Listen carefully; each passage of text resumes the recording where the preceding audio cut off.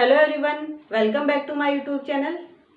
हम पढ़ रहे थे आवर्तबीजी पादपों में जनन, और आवर्तबीजी पादपों में जनन में हमने नर युग्मक तक की प्रोसेस पढ़ ली थी। यानी कि जो है नर जनन भाग था और नर जनन भाग से किस प्रकार से नर युग्मकों का निर्माण होता है, वहां तक हमने पढ़ लिया था। अब हम स्टार्ट करेंगे मादा जनन भाग को पढ़ेंगे हम, यानी कि जो फीमेल पार्ट होता है फ्लोर का, उसके बारे में पढ़ेंगे। और उसमें आज हमारा टॉपिक है मेगास्पोरोफिल या गुरु बीजाणु पर्ण। तो मेगास्पोरोफिल या गुरु बीजाणु पर्ण से पहले हम देखते हैं कि पुष्प का जो मादा भाग होता है, मादा जनन भाग जो है वो कौन सा है? मादा जननांग किसको कहते हैं? गाइनोसियम या जायांग। गाइनोसियम या जो जायांग भाग है वो पुष्प का क्या है? मादा जननांग या मादा जनन भाग है। और जायांग या जो गाइनोसियम है वो भी कई सदस्यों से मिलकर बना होता है, यानी कई पार्ट से मिलकर बना होता है। और इसका जो प्रत्येक सदस्य है वो क्या कहलाता है? अंडक, यानी कि अंडकों से मिलकर के बना होता है गाइनोसियम, अंडक। और अंडक ही क्या क्या कहलाएगा? गुरु बीजाणुपर्ण या मेगास्पोरोफिल। अंडक को ही हम क्या कहते हैं? गुरु बीजाणु पर्ण कहते हैं। जैसे कि हम नर जननांग के रूप में हमने पुमंग पढ़ा था। पुमंग का जो प्रत्येक सदस्य था पुंकेसर था, और पुंकेसर वहां पर क्या था? लघु बीजाणु पर्ण, जिस पर कि जो कि लघु बीजाणु निर्माण करने वाली संरचनाओं को धारण करता है। यहाँ पर गुरु बीजाणु पर्ण, क्योंकि जो नर युग्मक होता है उसको हम लघु बीजाणु कहते हैं, और जो मादा युग्मक है उसको गुरु बीजाणु कहते हैं। तो यहाँ पर गुरु बीजाणु का निर्माण होगा वो अंडक में होगा। तो गुरु बीजाणु से संबंधित संरचनाओं को धारण करने वाली जो संरचना है वो कौन है? अंडक। इसलिए इसको हम क्या कह रहे हैं? गुरु बीजाणु पर्ण या मेगास्पोरोफिल। अब हम अंडक की संरचना के बारे में बात करें तो अंडक जो स्वयं होता है 3 भागों से मिलकर बना होता है।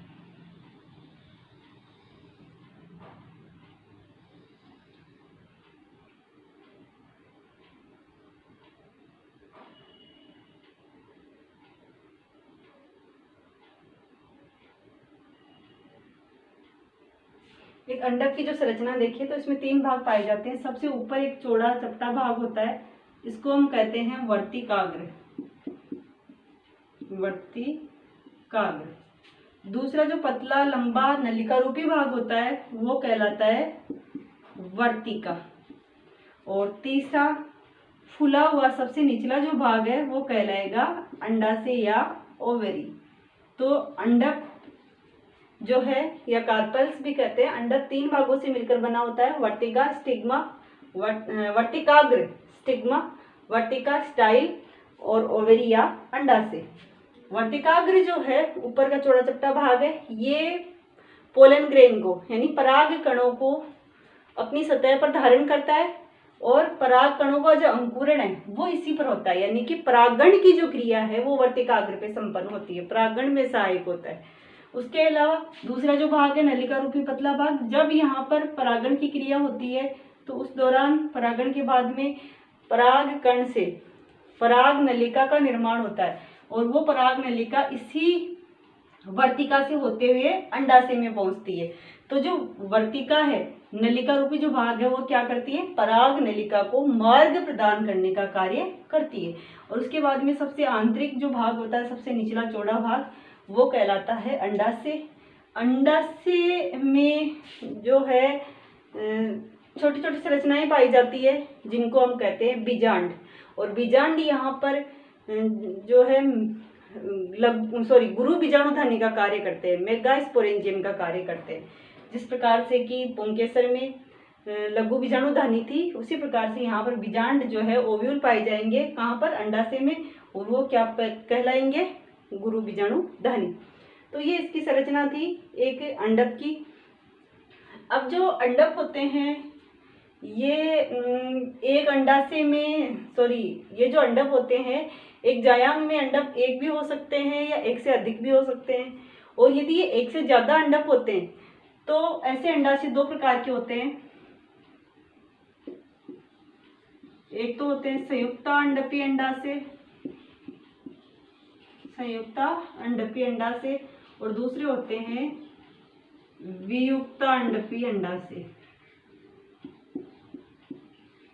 अंडकों की व्यवस्था के आधार पर जो अंडाशय होते हैं वो दो प्रकार के होते हैं।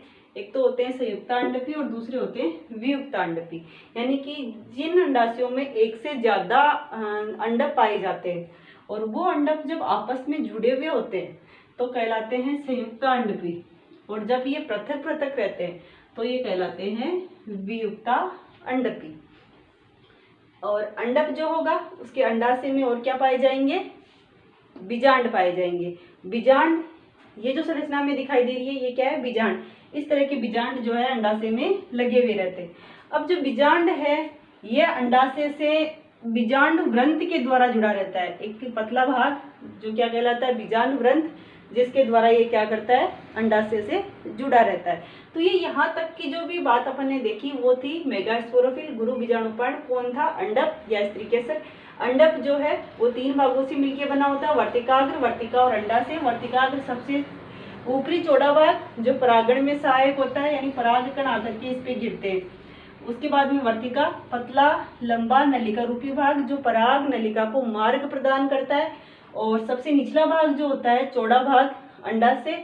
अंडाशय में क्या पाए जाते हैं, बीजांड पाए जाते हैं, जो कि अंडाशय की भित्ति से बीजांड व्रंत द्वारा जुड़े रहते हैं। और अंडाशय की भित्ति पर एक गद्देनुमा संरचना होती है, अपरा, जिससे कि ये बीजांड व्रंत द्वारा जुड़ते। तो ये सारी चीज थी, ये थी गुरु बीजाणुपर्ण या मेगास्पोरोफिल के बारे में। अभी जो मेगास्पोरोफिल के अंडाशय में जो बीजांड पाए जाते हैं, और बीजांड ही क्या कहलाता है यहाँ पर, गुरु बीजाणुधानी, मेगास्पोरेंजियम की तरह कार्य करता है। इसी में आगे चल के क्या बनेंगे, मेगास्पोर या गुरु बीजाणु बनेंगे। तो अब हम पढ़ते हैं बीजांड या मेगास्पोरेंजियम की संरचना।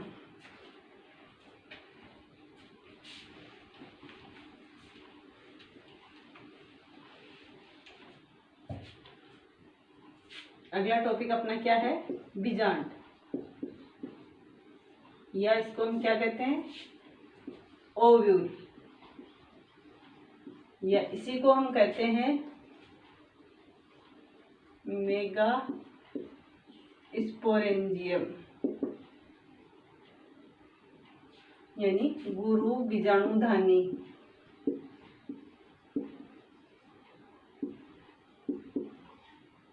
क्या है ये, गुरु बीजाणुधानी या मेगास्पोरेंजियम। कौन, ओव्यूल या बीजांड। बीजांड जो है कहाँ पाए जाते हैं, अंडाशय में उपस्थित रहते हैं। और अंडाशय में किसके द्वारा जुड़े रहते हैं, बीजांड व्रंत के द्वारा जुड़े रहते हैं। बीजांडों की जो व्यवस्था होती है अंडाशय में उसे कहा जाता है बीजांडान्यास। यानी कि अंडाशय में जो बीजांड है वो किस तरह से लगे हुए हैं, बीजांडान्यास। बीजांडान्यास क्या होता है, अंडाशय में जो बीजांड है वो बीजांड व्रंत द्वारा जुड़े रहते हैं, लेकिन वो किस तरह से जुड़े हुए हैं, किस तरह से व्यवस्थित है। बीजांडों की व्यवस्था जो होगी उसको हम क्या कहते हैं, बीजांडान्यास। बीजांडों की व्यवस्था कहाँ पर, अंडाशय में।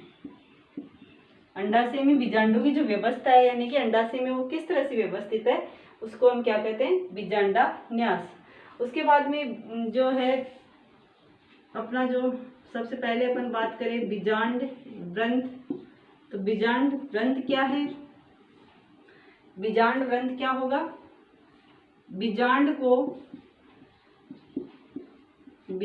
को अंडाशय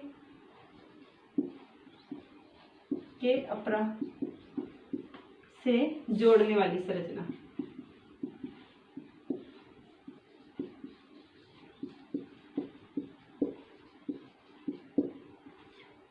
अंडाशय के अपरा से या प्लेसेंटा से जो जोड़ता है, बीजांड को किससे जोड़ेगा, अंडाशय में, किससे, अपरा से या प्लेसेंटा से। कौन जोड़ रहा है, बीजांड व्रंत। अपरा या प्लेसेंटा से क्यों जोड़ता है, अपरा या प्लेसेंटा जो होती है बीजांड में गद्दीनुमा एक स्ट्रक्चर होती है जो कि बीजांड को पोषण देती है, यानी बीजांड व्रंत के द्वारा पोषण प्राप्त होता है। तो बीजांड व्रंत कौन क्या करता है, बीजांड को अंडाशय से जोड़ता है। किस स्थान से जोड़ेगा, अपरा वाले स्थान से, अपरा से जोड़ेगा बीजांड व्रंत। उसके बाद में एक बीजांड की अपन बात कर रहे हैं, बीजांड व्रंत हो गया, यहाँ से किससे जुड़ा रहेगा, यहाँ से ये जो है अंडाशय से जुड़ा रहेगा। उसके बाद में अपन आगे चले तो यहाँ पर ये वाली जो संरचना में दिखाई देती है इसको कहते हैं नाभिका, नाभिका या हाइलम। नाभिका या हाइलम क्या करता है, ये जो नाभिका है ये वाला जो पार्ट है यहाँ तक का ये कहलाता है बीजांड का मुख्य पार्ट, यानी बीजांड की मुख्य बॉडी है, मुख्य शरीर है। और ये क्या है, बीजांड व्रंथ। तो जो नाभिका है बीजांड की जो मुख्य पार्ट है, मुख्य जो शरीर है बीजांड का, उसको बीजांड व्रंथ से जोड़ता है। यानी कि नाभिका रूपी जो संरचना है उसी के द्वारा बीजांड का मुख्य शरीर और बीजांड व्रंथ आपस में जुड़ते हैं। तो दूसरा पार्ट क्या है इसका, नाभिका या हाइलम।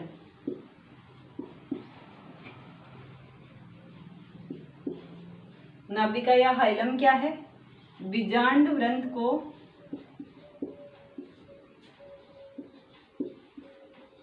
किसे जोड़ता है, बीजांड के मुख्य शरीर या बीजांड से। बीजांड व्रंथ को बीजांड से जोड़ रहा है, मुख्य शरीर से जोड़ रहा है कौन, नाभिका। अब एक चीज आती है रेफे। रेफे क्या होता है, यहाँ तक देखो, यहाँ तक बीजांड है, जो बीजांड व्रंथ है, उसके बाद ये बीजांड का मुख्य शरीर आ गया। कुछ बीजांडों में क्या होता है, जो बीजांड व्रंथ है वो आगे एक अतिवृद्धि के रूप में बीजांड के सारे बढ़ता जाता है और आगे तक फैला रहता है, यानी बीजांड की लंबाई तक फैला रहता है एक अतिवृद्धि के रूप में, और यही संरचना कहलाती है रेफे। रेफे क्या है, रेफे बीजांड व्रंथ अतिवृद्धि के रूप में, अतिवृद्धि के रूप में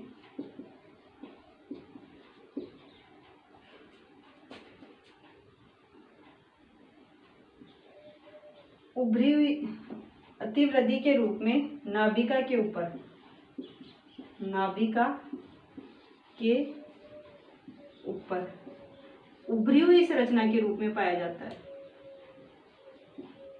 उभरी हुई संरचना के रूप में पाया जाता है। तो इसे क्या कहते हैं, रेफे।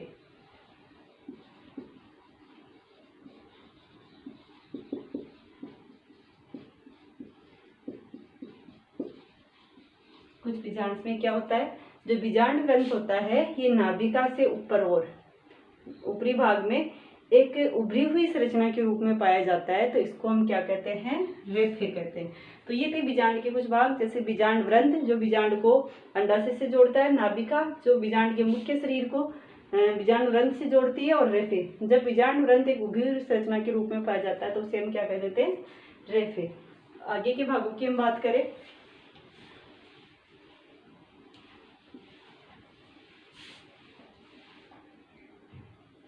उसके बाद में बीजांड का जो मुख्य भाग आता है, बीजांड का जो प्रमुख जो भाग है, बीजांड का मुख्य भाग कौन सा होता है, बीजांड काय।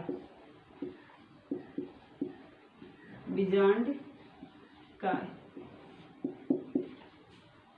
बीजांड काय या जिसको हम न्यूसिलस कहते हैं, न्यूसिलस या बीजांड काय जो है बीजांड का मुख्य भाग होता है। ये वाला भाग जो आपको दिखाई दे रहा है प्रमुख भाग, बीजांड काय एक मृदुतकीय सेल से बना हुआ होता है, यानी मृदुतकीय उत्तक होता है, ये मृदुतकीय उत्तक का भाग है ये। और ये यहाँ पर क्या करता है, पोषक उत्तक की तरह कार्य करता है, पोषक उत्तक की तरह कार्य करता है। बीजांड काय क्या है, प्रमुख भाग है बीजांड का, और ये क्या है, मृदुतकीय उत्तक से बना हुआ है। और इस उत्तक की जो सारी सेल से ध्यान रखने वाली बात है, ये द्विगुणित कोशिकाओं से बना हुआ उत्तक होता है, 2n सेल से बना हुआ उत्तक है। और इस उत्तक की जो कोशिकाएं हैं वो क्या कार्य करती है, पोषक उत्तक का कार्य करती है, यानी पोषण प्रदान करने का कार्य कौन कर रहा है, बीजांड काय। बीजांड काय जो है मात्रा के आधार पर अलग अलग बीजांडों में अलग अलग प्रकार का होता है, और मात्रा के आधार पर हम बीजांड काय को जो है दो भागों में बांट देते हैं। एक तो होता है स्थूल बीजांड काय, स्थूल बीजांड काय, और दूसरा होता है तनु बीजांड काय, तनु बीजांड काय।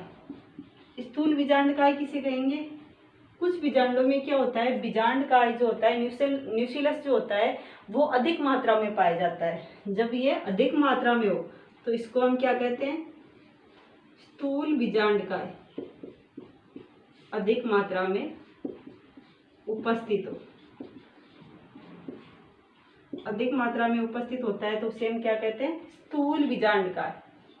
और जब बीजांडकाय की मात्रा क्या होती है, मात्रा कम होती है, बीजांडकाय की मात्रा कम होती है तो उसे हम क्या कहते हैं, तनु बीजांडकाय। यानी बीजांडकाय या न्यूक्लियस जो है वो मात्रा के आधार पर दो प्रकार के होते हैं, एक तो होता है स्थूल और दूसरा होता है तनु। जब बीजांडकाय की मात्रा ज्यादा होगी तो हम कहते हैं स्थूल, और जब कम होगी तो हम कहेंगे तनु। बीजांडकाय में एक धसी हुई संरचना आपको दिखाई दे रही है, ये जो है बीजांडकाय वाला मुख्य भाग होता है इसका बीजांड का। और इस बीजांडकाय जो ये पोषक ऊतक है एक तरह का, इसी के मध्य एक संरचना में दिखाई दे रही है जिसको हम कहते हैं भ्रूण कोश। ये क्या है, भ्रूण कोश। भ्रूण कोश क्या है, या एम्ब्रियो सेक या भ्रूण कोश,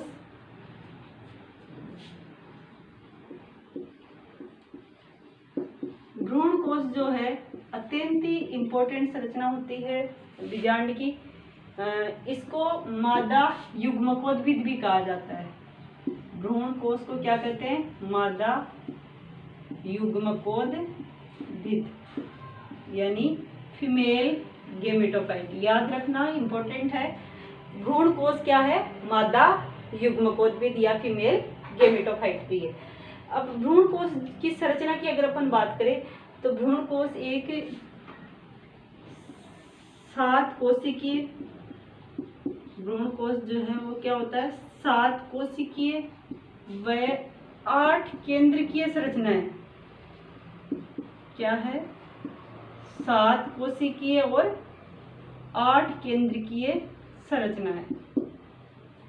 7 कोशिकीय 8 केंद्रकीय संरचना कैसे देखना एक बार। ये जो भ्रूण कोश होता है, इस भ्रूण कोश में ऊपर की तरफ हमें 3 सेल्स दिखाई दे रही है।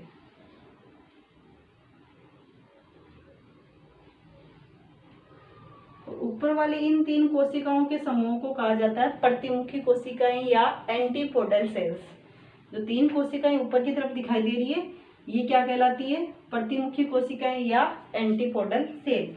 इसके अलावा बीच में 3 कोशिकाएं दिखाई देती है जिनको कहा जाता है, ये जो 3 कोशिकाएं नीचे की तरफ दिखाई दे रही है, यानी ये तो जो है निभाग वाले भाग की तरफ 3 सेल्स होती है, और निभाग की तरफ जो ये निभाग वाला भाग हो गया, इसकी तरफ जो 3 कोशिकाएं हैं ऊपर भ्रूण कोश में, वो तो क्या कहलाएगी, ये कोशिकाएं तो कहलाती है प्रतिमुखी कोशिकाएं। क्या कहलाती है, प्रतिमुखी कोशिकाएं या एंटीपोडल सेल। और जो दूसरी जो नीचे की तरफ 3 कोशिकाएं पाई जाती है बीजांड द्वार की तरफ, ये 3 कोशिकाएं जो पाई जाती है, इन तीनों कोशिकाओं को संयुक्त रूप से हम कहते हैं अंड समुच्चय,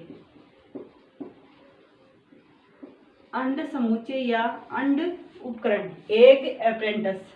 और इस समूह की जो बीच की कोशिका है, मध्य वाली कोशिका, ये तो कहलाती है अंड कोशिका यानी एग सेल। और जो दोनों तरफ की कोशिकाएं होती है, 2 कोशिकाएं, वो कहलाती है सहायक कोशिकाएं, सिंग्रेजिड सेल, सहायक कोशिकाएं। यानी कि बीच वाली कोशिका तो कहलाएगी अंड कोशिका, और दोनों तरफ वाली जो 2 कोशिकाएं हैं ये कहलाएंगी सहायक कोशिका। और तीनों को हम संयुक्त रूप से क्या कहते हैं, अंड समुच्चय या अंड उपकरण। तो 3 सेल्स ऊपर हो गई, 3 सेल्स नीचे हो गई। अभी क्या बची, हमने बात की थी कि 7 कोशिकीय 8 केंद्रकीय, तो यहाँ पर मध्य भाग में क्या होता है, यहाँ पर एक कोशिका होती है जिसमें 2 अगुणित केंद्रक पाए जाते हैं। सेल एक ही होगी और उसमें केंद्र कितने होते हैं, 2 होते हैं। और इस संरचना को, जो 2 केंद्रक युक्त जो कोशिका होती है, इस संरचना को कहा जाता है ध्रुवीय केंद्रक, ध्रुवीय केंद्रक, पोलर न्यूक्लियस, ध्रुवीय केंद्रक, या इसको हम द्वितीयक केंद्रक भी कहते हैं। आगे अपन पढ़ेंगे यहाँ पर क्या होगा, जब कि एक निषेचन हो जाएगा तो निषेचन के बाद में जो ये ध्रुवीय केंद्रक है या द्वितीय केंद्रक है ये भ्रूण पोष का निर्माण करेगा जिससे कि भ्रूण का पोषण होगा। तो यहाँ पर ये आप देख लो 3 और 3 6 और 1 7, सेल्स तो कितनी हो गई 7 कोशिकाएं, लेकिन केंद्रक कितने इनमें 3 और 3 6 और 2 ये 8, यानी कि भ्रूण कोष कैसा है 7 कोशिकीय और 8 केंद्रकीय संरचना होती है। ये था भ्रूण कोष यानी एम्ब्रियो सेक। उसके बाद में अपन बात करें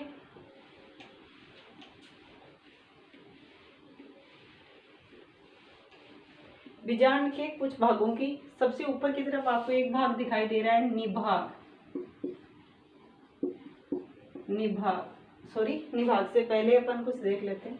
अध्यावरण इंटेगुमेंट, अध्यावरण या इंटेगुमेंट। अध्यावरण क्या होता है? जो बीजांड काय था न्यूक्लियस, बीजांड काय को घेरे हुए जो सुरक्षात्मक आवरण पाए जा रहे हैं, ये है, ये है, ये है, ये जो सुरक्षात्मक आवरण जो अध्यावरण बीजांड काय को घेरे हुए पाए जा रहे हैं उन्हीं को हम क्या कहते हैं? अध्यावरण। बीजांड काय को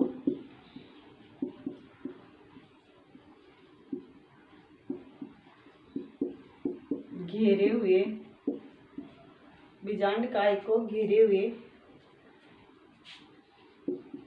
पाया जाने वाला सुरक्षात्मक आवरण।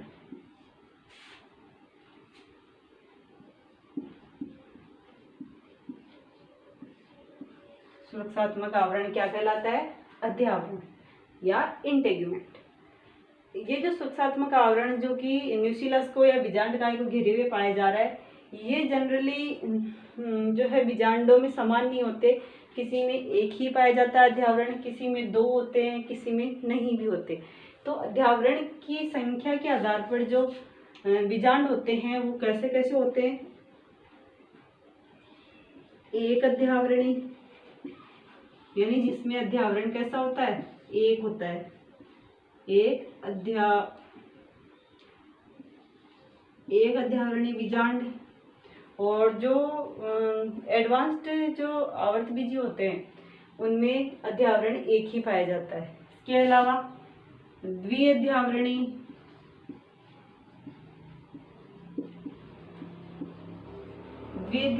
जो प्रिमिटिव आवर्तबीजी थे उनमें अध्यावरणों की संख्या 2 थी। कुछ होते हैं जिनमें कि अध्यावरण नहीं पाया जाता तो उन्हें कहा जाता है अध्यावरणी। और जैसे कि चंदन है, लोरियस प्लांट है। और कुछ जो होते हैं जिनमें कि अध्यावरण जो है 2 के अतिरिक्त भी यानी 3 अध्यावरण भी पाए जाते हैं कुछ में, तो उन्हें कहा जाता, उनमें क्या है विशिष्ट संरचना का निर्माण हो जाता है जिनमें कि 3 अध्यावरण पाए जाते हैं और उस रचना को कहा जाता है एरिल, जिनमें 3 अध्यावरण पाए जाते हैं। एरिल क्या है? इसमें क्या होता है 2 अध्यावरणों के अतिरिक्त तीसरा अध्यावरण भी उपस्थित होता है। और ये जो तीसरा अध्यावरण है इसी को क्या कहा जाता है? तीसरा जो अध्यावरण है, तीसरा अध्यावरण क्या कहलाता है? एरिल कहलाता है। किनमें? लीची में ये देखने को मिलता है। और लीची में ये जो तीसरा अध्यावरण है ये खाने योग्य भाग बनाता है जिसको हम एरिल कहते हैं। इसके अलावा एक जो वर्ड आता है कैरेंकल।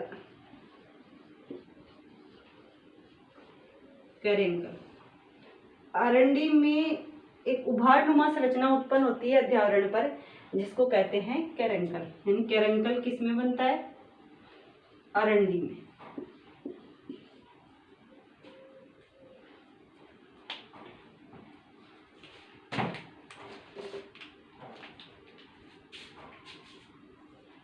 आरंडी में क्या पाया जाता है? कैरेंकल, जो क्या है एक अध्यावरणीय परिवर्तन, यानी कि जो पादप होते हैं उनके बीजांडों में जो अध्यावरण है 1 होंगे तो उन्हें एक अध्यावरणी, 2 होंगे तो द्विअध्यावरणी, या नी होंगे तो अध्यावरणी। और कभी कभी क्या होता है 2 के अतिरिक्त भी तीसरा अध्यावरण भी उपस्थित होता है जो विशिष्ट संरचना के रूप में पाया जाता है। जैसे कि जिस लीची में जब तीसरा अध्यावरण पाया जाता है तो उसको हम क्या कहते हैं, एरी, जो उसका लीची का खाने योग्य भाग बनाता है, एडिबल पार्ट होता है। इसके अलावा जो अरंडी है, अरंडी में क्या कहलाता है, कैरंकल नामक एक संरचना बनती है, उभी हुई संरचना ऊपर, क्या कहलाती है, कैरंकल। किसमें, अरंडी में। तो ये था अध्यावरण। उसके बाद में जो है इसके कुछ और पार्ट्स बचे हुए हैं बीजांड के, और वो कौन से हैं, निभाग,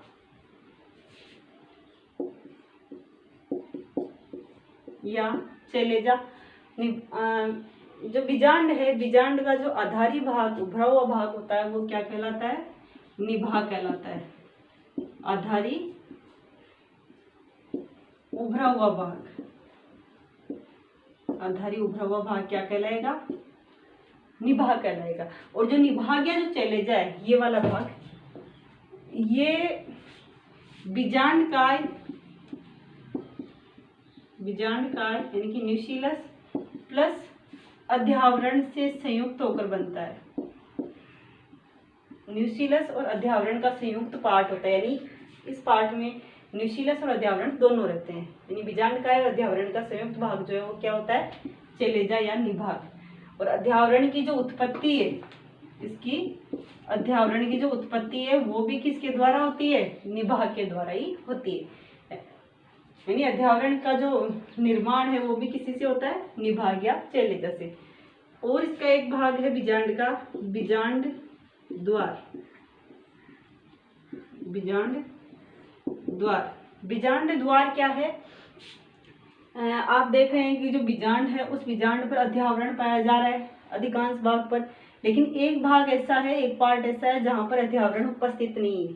और जहां पर यह अध्यावरण नहीं पाया जा रहा है उस वाले भाग से ही पराग नलिका प्रवेश करती है, तो इसी को कहा जाता है बीजांड द्वार। यानी बीजांड का वह भाग जहां पर अध्यावरण नहीं पाया जाता,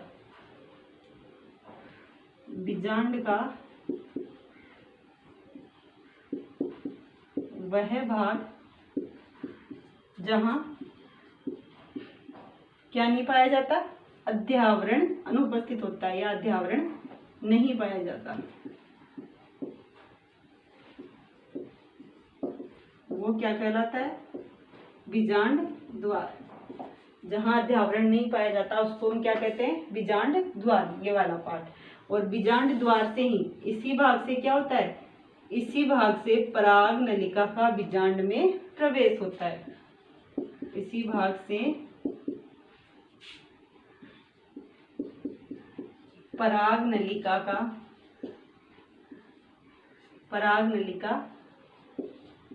बीजांड में प्रवेश करती है।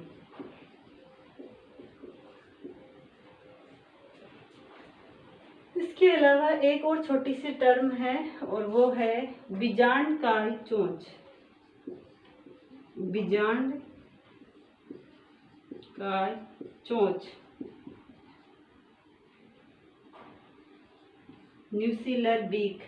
न्यूसिलर बीक या बीजांड काय चोंच क्या होती है, कभी कभी कुछ प्लांट्स के बीजांड में क्या होता है कि जो ये बीजांड काय जो यहाँ तक है, ये बीजांड काय इस बीजांड द्वार से एक पतली संरचना के रूप में बाहर निकल आता है, एक चोंचनुमा संरचना बन जाती है। यानी बीजांड काय जो है, न्यूक्लियस जो है, बीजांड द्वार के द्वारा बाहर निकल आता है पतली चोंचनुमा संरचना के रूप में, और उसी को क्या कहते हैं, बीजांड काय चोंच।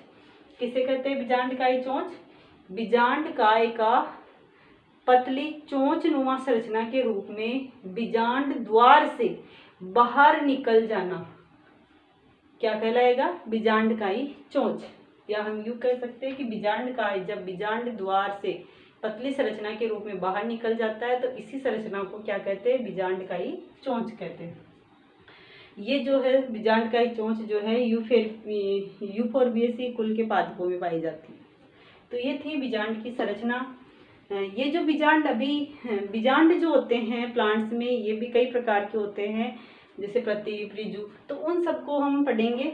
ये जो बीजांड अपन यहाँ पर पढ़ रहे हैं, अभी जो संरचना अपन यहाँ पर पढ़ी है, ये प्रतीप प्रकार का बीजांड है। ये किस प्रकार का बीजांड है, प्रतिबीजांड है। और जो आवर्तबीजी पादप है 82% आवर्तबीजी पादपों में, यानी 82% आवर्तबीजी पादपों में एंजियोस्पर्म्स में प्रतिबीजांड ही पाया जाता है। प्रतिबीजांड की क्या विशेषता है कि ये जो बीजांड है ये 180 डिग्री पर घूम करके उल्टा हो जाता है, इसलिए इसको उल्टा बीजांड भी कहा जाता है। यानी इस तरह से ये जो है इस तरह से था, ये पूरी तरह से ये घूम के इस तरफ आ गया, 180 डिग्री पे ये घूम जाता है और 180 डिग्री पर घूम जाता है, इस कारण इसको क्या कहते हैं, उल्टा बीजांड भी कहते हैं, उल्टा या इसको प्रतिबीजांड भी कहते हैं। तो ये थी बीजांड की संरचना। सबसे नीचे क्या था, बीजांड व्रंथ, ये वाला भाग कहलाता है बीजांड व्रंथ और यही भाग इसको कहाँ से जोड़ता है, अंडाशय से जोड़ता है। उसके बाद में नाभिका, ये भाग नाभिका कहलाती है जो कि बीजांड व्रंथ को बीजांड से जोड़ती है, ये कहलाता है रेफे। क्या होता है, जो बीजांड व्रंथ है वो अतिवृद्धि के रूप में, उभरी हुई संरचना के रूप में पाया जाता है, जिसको क्या कहा जाता है, रेफे। उसके बाद में बीजांड द्वार, बीजांड का वह भाग जहां पर अध्यावरण नहीं पाया जा रहा, अध्यावरण उपस्थित नहीं है, उस स्थान को क्या कहते हैं, बीजांड द्वार।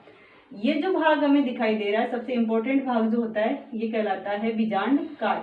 और बीजांड काय जो है एक पोषक ऊतक की तरह कार्य करता है। बीजांड काय में ही धसी हुई एक संरचना होती है जो 7 कोशिकीय और 8 केंद्र की होती है, ये क्या कहलाती है, भ्रूण कोष।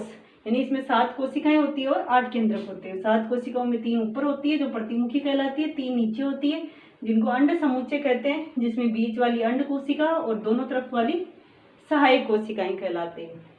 मध्य भाग में एक 2 केंद्रक युक्त कोशिका होती है जिसको कि ध्रुवीय केंद्रक या द्वितीय केंद्रक कहते हैं। न्यूक्लियस को घेरे हुए जो आवरण पाए जाते हैं उन्हें कहा जाता है अध्यावरण या इंटेगुमेंट। ये जो अध्यावरण है ये अलग अलग पादपों में एक भी हो सकते हैं, 2 भी, 3 भी या नहीं भी हो सकते। तो अध्यावरण की उपस्थिति के आधार पर जो बीजांड होते हैं वो एक अध्यावरणी, द्विअध्यावरणी या अध्यावरणी हो सकते हैं। ऊपर का जो शीर्ष भाग आधारी भाग जो होता है बीजांड का वो कहलाता है निभाग, और निभाग के जस्ट विपरीत क्या होता है, बीजांड द्वार। तो ये थी बीजांड की संरचना। और बीजांड क्या कहलाता है, यहाँ पर मेगा स्पोरेंजियम यानी कि गुरु बीजाणु धनी, जिसमें कि जो भ्रूण कोष है वो क्या है, भ्रूण कोष यहाँ पर फीमेल गेमेटोफाइट का कार्य करेगा, यानी मादा युग्मकोद्भिद का कार्य करेगा। तो ये था बीजांड की संरचना। Thank you for watching my video. Next class में फिर मिलेंगे।